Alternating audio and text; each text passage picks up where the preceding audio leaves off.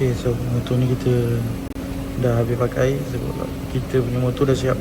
So kejap lagi kita nak pergi Melaka, ambil kita punya motor. Aku pergi dengan member aku. Kita pergi ambil motor aku. Yang ni kita akan pulangkan balik ke owner. Alright, jumpa kejap lagi. I don't want peace.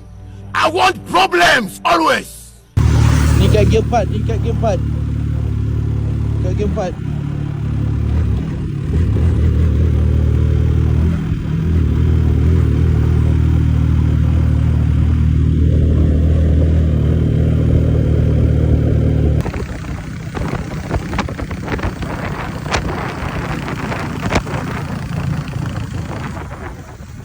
Rescue dah sampai, rescue. So update hari ni. Okay, kita dah buka top set. Sekarang ni pening. Belah head semua elok. Cam semua tak ada makan sangat, tapi block ada makan sikit lah. Yang tengah isu ni sekarang ni coil magnet, coil magnet pula, coil plug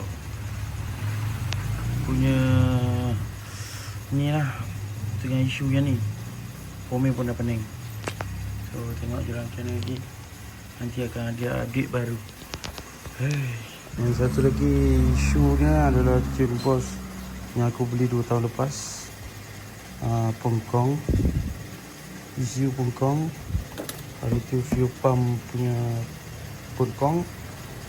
Ada jam ni. Jam pala. Semua nampak elok ni. Kau tak ada bengkok, tak ada apa. Buka pun tak ada makan. Duk pening ni. Apa masalah motor ni? Aku nak pakai buat kerja, pulang alik kerja kan.